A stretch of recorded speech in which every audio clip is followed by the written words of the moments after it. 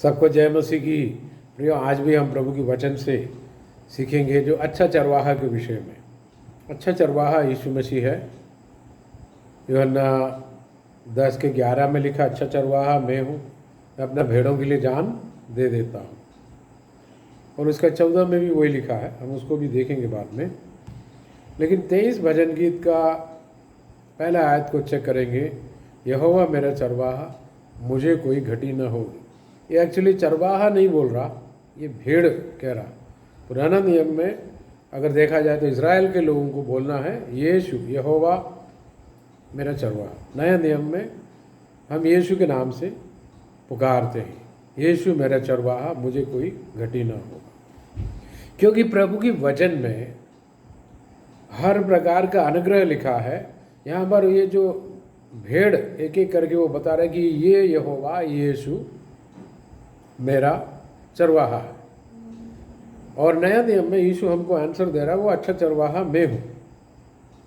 देखिए, यहोवा मेरा चरवाहा करके पुराना नियम में भी कई आयतों में लिखा है। भजन गीत के 79 में देखिए, उसके 13 में, तब हम जो, यहाँ पर भी भेड़ बता रहे हैं, तभी हम जो तेरी प्रजा और तेरी चराई की भेड़ें हैं, तेरा धन्यवाद सदा करते रहेंगे। अगर आप प्रभु पर विश्वास करते हो तो आप ये चरवाहे को याद करके, यीशु को याद करके सदा धन्यवाद करेंगे, प्रतिदिन धन्यवाद करेंगे।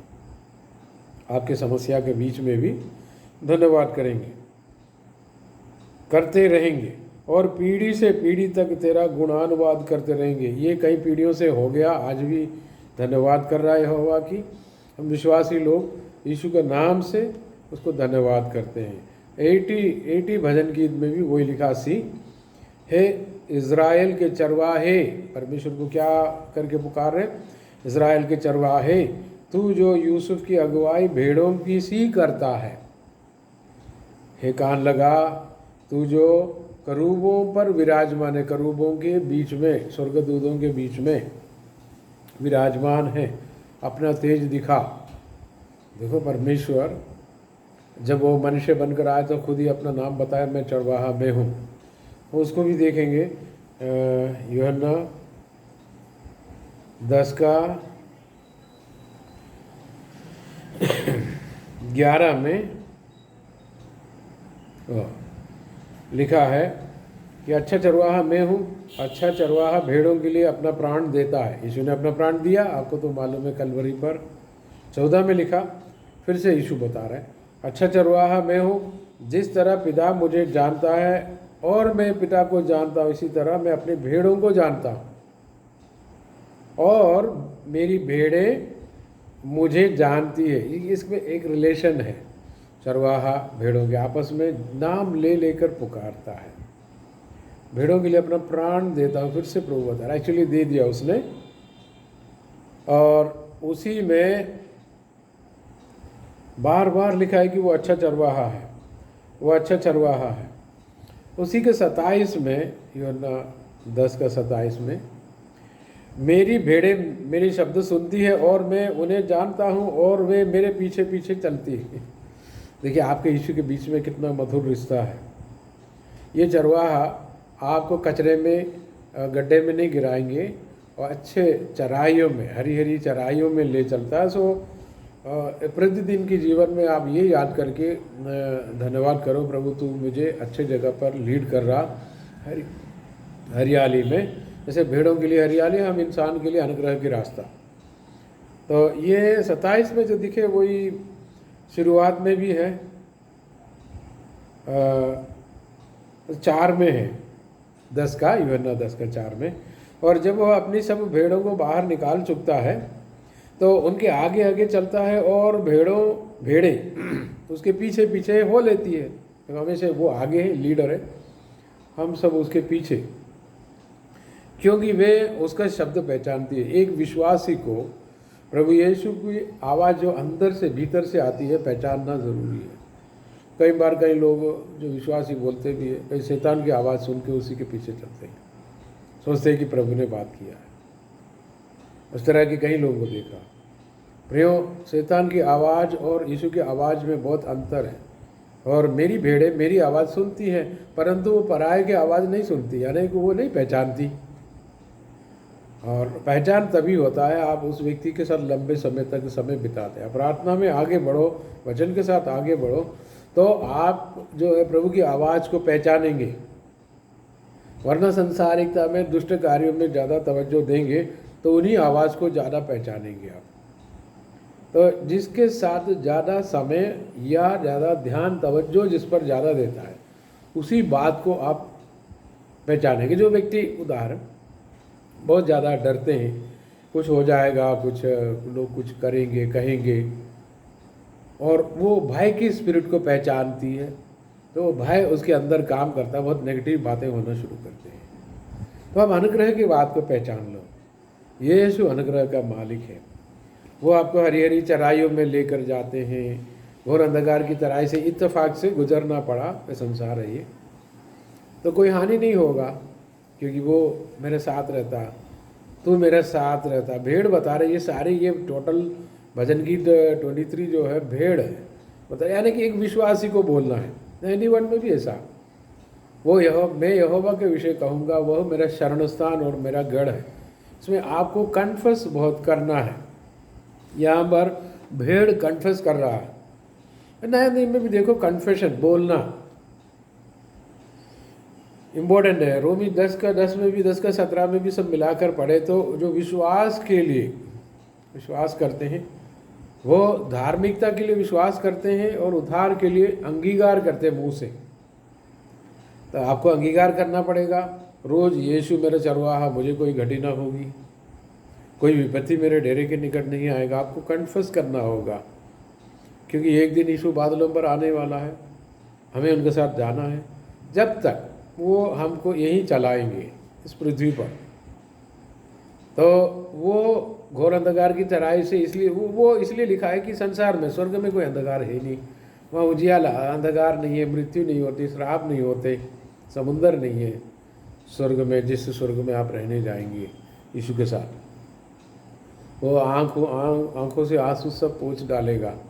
तो प्रियो, मैं ये बताना चाहता हूँ कि प्रभु यीशु के साथ अनुग्रह का समय है। संसार बाहर की तरफ से हम पर प्रेशर लगाते हैं, लेकिन आपको उस आवाज़ को नहीं पहचानना, यीशु की आवाज़ को पहचानना है।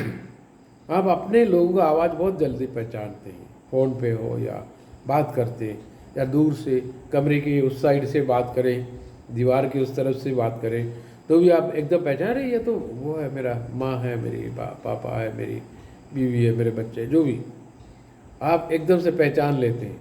परंतु वो पराये की आवाज़ नहीं पहचानता, शैतान भी बुला लेता है। तो आपको एक डिस्कनेक्शन लगता है कि मेरे इनका कोई ताल्लुकात है ही नहीं है, ये कुछ भी बोले मेरे को ये समझ में नहीं आ रहा, छोड़ो। लेकिन जो सांसारिकता में बहुत ज़्यादा आपने अगर दिल लगाया, आप संसार की आवाज़ को बहुत ज़्यादा पहचानेंगे। वो बुराइयाँ, वो नेगेटिव चीज़ों को, जो भाई की आत्मा को बहुत जल्दी आप पहचानेंगे। बेहतर है कि उस आवाज़ को ना पहचाने, उसके साथ रिश्ता कम रखें या तोड़ दें। यीशु के साथ रिश्ता बढ़ाए, वचन और प्रार्थना में मनन करते करते। तो यहोवा चरवाहा, तो आपको पहले ये याद करना है कि ये यीशु ही मेरा चरवाहा है। इतना अच्छा चरवाहा कौन है जो अपना भेड़ों के लिए जान दे देता है। बहुत सी आयतें हैं, ऐसे यह 40 में भी है और इब्रानी में भी है। कुछ आयतों को अपन चेक करेंगे प्रियो। ऐसे ही 40 में भी तो और इसमें लिखा कि तुम्हारा परमेश्वर ये कहता है कि मेरे प्रजा को शांति दे, शांति। परमेश्वर चाहता कि आपको प्रभु शांति दे।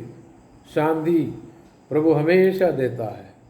ये अच्छा चरवाहा आपको हरी हरी चराइयों में ले जाता है, शांति देता है। और इब्रानी 13 का 11 में भी वही लिखा है। इब्रानी में हम ढूंढेंगे, इब्रानी में जो आयत को निकालेंगे 13 का 20 आयत में इसको चेक करते हैं।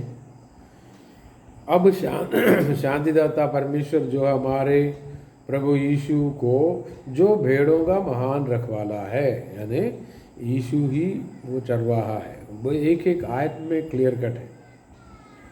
महान रखवाला है, सनातन वाचा के, सनातन ये पहले से सनातन हमेशा रहा, पुराना नियम में भी रहा, सनातन वाचा के लहू। उसने पहले बोला मैं लहू बहाऊंगा, लेकिन फिर बीच में आया, पुराना नियम में उनको मनुष्य के शरीर नहीं था, फिर वो शरीर रूप धारण करके आ गया तो अपना लहू बहाया। वो सनातन वाचा के लहू एग्रीमेंट था। ओके, गुण से मरे हुओं में से जिला कर ले आया हम सबों को, इसलिए हम उसको चरवाहा बोलते हैं, जिन्हें अपना जान देकर हमको छुड़ाया पापों से। और पतरस भी इस विषय में कह रहा, पहला पतरस में जाएंगे अपन, आपके पास भी बाइबल है तो आप देख सकते हैं। पहला पतरस, इसमें 2 अध्याय की 25 में उसकी आखिरी आयत है वो, क्योंकि तुम पहले भटकी हुई भेड़ों की नाई थे। हम तो सब भटकी हुई भेड़ों के नाई थे, तुम इधर उधर अपने अपने मनमानी करने गए थे पापों में। पर अब प्राणों की रखवाला और अध्यक्ष रखवाला, ये एक्चुअली शेफर्ड लिखा इंग्लिश में हमारा, और शेफर्ड प्राणों का रखवाला और अध्यक्ष भी है, हमारा मालिक है, अध्यक्ष भी है, के पास हम फिर आ गए हैं और हम वापस आ गए हैं। देन इसमें और भी लिखा है, उसी पतरस 5 अध्याय की 4 में, और जब प्रधान रखवाला जो चीफ शेफर्ड, चीफ मुख्य चरवाहा, मुख्य चरवाहा यीशु ही है, हमेशा रखवाला प्रकट होगा, हमें लेने के लिए आएंगे, तो तुम्हें महिमा का मुकुट दिया जाएगा। जो प्रभु के लिए जी रहा उनको मुकुट दिया, यानी कि ये चरवाहा इधर के लिए भी है, चरवाहा उधर के लिए भी, हम हमेशा उन्हीं के साथ ही रहेंगे। इसमें प्रकाशित वाक्य में भी है,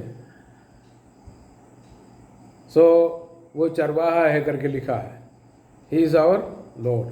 तो प्रियो, हमें ये देखना है कि ये चरवाहा हमको अनुग्रह देता है। इस संसार में वो क्या करता है, शत्रुओं के सामने मेज बिछाता है। अगर आपको कमी घटी फील हो रहा तो आप ये इस चीज़ को याद करो, प्रभु मेरे लिए मेज बिछा रहा, तो आप उसी में रहो, प्रभु के साथ चिपके रहो, अनुग्रह में चलो।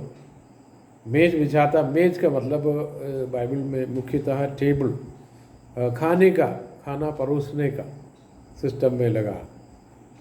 तो शत्रुओं के सामने, ये स्वर्ग की बात नहीं है ये, क्योंकि स्वर्ग में कोई शत्रु है नहीं है, ये पृथ्वी में शत्रुओं के सामने तुम्हारे लिए मेज बिछाएगा, क्योंकि लिखा, वचन में लिखा, शत्रुओं के सामने। हम गीत भी गाते हैं, शत्रुओं के सामने वो मेज को बिछाता है। शत्रुओं के सामने, इसका मतलब आपकी बुरी परिस्थिति, इसका मतलब ये नहीं कि मनुष्य को शत्रु बनाकर, वो नहीं, दुष्ट आत्मा हमारा विपरीत में रहता, तो प्रभु हमारे लिए उनके सामने, दुष्ट शक्तियों के या दुष्ट लोग भी उनके साथ जो जुड़ जाते हैं, उनके सामने प्रभु तुम्हारी बेइज्जती को दूर करके प्रभु तुम्हारे लिए मेज बिछाएगा। उनके सामने क्यों? ताकि वो देखें और धान पीसे कि प्रभु ऐसा अनुग्रह का काम करता है। जिस झील में पतरस की निंदा हुई, मछली नहीं मिला, उसी झील में प्रभु ने उसको बहुत आज से मछली दिया है। बेइज्जती के बीच में इज्जत देने वाला, शत्रुओं के सामने मेज बिछाने वाला हमारा ये चरवाहा, वो पूरा जिंदगी को लीडरशिप वो ले लेता। वो मेरा भेड़, मैं आगे आगे चलता हूँ, ये भेड़ जो है मेरे पीछे पीछे हो लेते हैं। तो भेड़ क्या बोल रहा है, वो हम जो है मुख्य ये चरवाहा, इसी के पीछे पीछे हम चलते हैं। तो अब प्रभु को जीवन की हर बात में आप उसको धन्यवाद करें और अनुग्रह का मालिक के पीछे चले। और हो सकता है आपका भी दिल कभी कभी माइंड इधर उधर जाते, उसको लाइन पे लाना। मतलब प्रतिदिन मन को नया करना इसलिए ज़रूरी है प्रियो। भजन गीत में लिखा 34 में लिखा है, जब जवान शेर भी भूखे रहेंगे, यहोवा की खोजियों को किसी भली वस्तु की कोई घटी नहीं है। तो घटी नहीं है, यहोवा मेरा चरवाहा मुझे कोई घटी नहीं। तो कितने बार बाइबल बोले। तो जो घटी के बारे, कमी घटी के विषय में जो लोग सोच रहा, जिसके दिल निराश है, याद करो अगर यीशु आपका चरवाहा है, आपको कोई घटी ना होगा। तो आपको बोलना है। यहाँ पर भेड़ एक बोल रहा है, दाऊद ने लिखा है, पवित्र आत्मा ने बताया है सब, लेकिन भेड़ों का गीत है ये, वो चरवाहे का गीत नहीं है। भेड़ अपने चरवाहे के बारे में कुछ बोल तो रहा है, प्रभु ने भेड़ों से बुलवाया। जैसे भजन गीत 34 का 9-10 में है यहोवा के पवित्र लोगों उसका भय मानो, क्योंकि उसके डरवैयों की किसी बात की घटी ना होगी। प्रभु की भय मानने वाले लोग।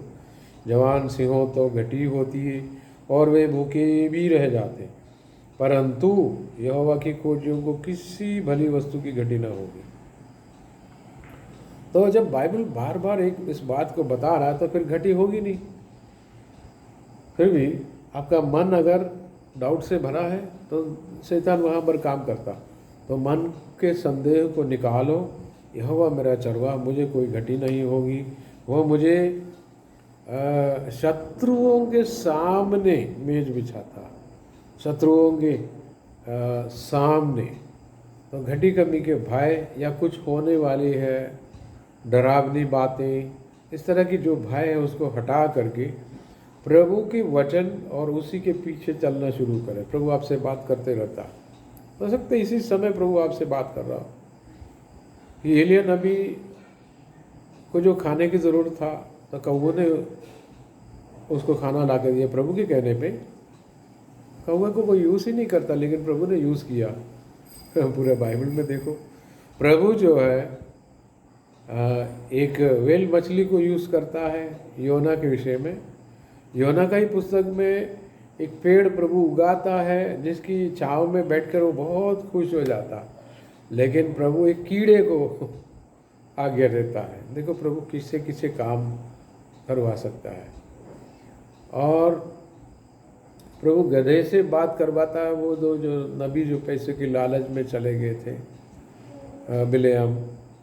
तो याद रखना कि प्रभु किसी से भी काम करवा सकता है, कौवे से, चिड़ियों से। अपना काम करके अपने बच्चों को कोई घटी होने नहीं देता। एलिया को भी घटी होने नहीं दिया। और एलिया जिसके घर में गया साराफात के विधवा, और उससे एक रोटी उन्होंने अपने लिए मांगा तो वो देने को तैयार नहीं थी वो, जबकि प्रभु ने उनसे बात कर चुका था। प्रभु ने ये कहकर इनको रवाना किया है किरीत नदी नाले से कि तू जा साराफात में विधवा से बोलो, क्योंकि मैंने उनसे बात की है। प्रभु ने जब बोला तो किया है उसने। फिर भी वो बात मानने को तैयार नहीं है। हम तो ये है 2 रोटी बच्चे हैं, हम तो खाएंगे मरेंगे। तो बोला नहीं मेरे को दो। तो प्रभु को देने में कई लोगों को इसलिए दिक्कत होता है, उनके अंदर एक डर है कि मेरे को मिलेगा नहीं, कम हो जाएगा। प्रभु को दे के कोई भी बंदा कंगाल नहीं हुआ है। तो प्रभु को जो देने वालों पर प्रभु की दया आता है, अनुग्रह आता है, वो सफिशेंटली आपको देता है, बहुत आयत से देता है। मेरा परमेश्वर भी तुझे बहुत आयत से दे करके फिलिपी 4 में पौलुस अपने बंदों को ब्लेसिंग देता है, अनुग्रह देता है, आशीष देता है। My God shall supply all your needs. मेरा परमेश्वर तुम्हारी हर एक ज़रूरतों को अपना धन की महिमा और वैभव के अनुसार बहुत आय से पूरा करेगा। तो ये प्रभु आपको बहुत आय से अनुग्रह दे। यहोवा आपका चरवाहा, तो आपको खुद ही बोलना है, कोई घटी ना होगी। ये बात भी आपको बोलना है। विश्वास करने वाले बोले और कहते रहें, यहोवा मेरा चरवाहा मुझे कोई घटी ना होगी। आपके जीवन में ऐसा ही हो। आमीन।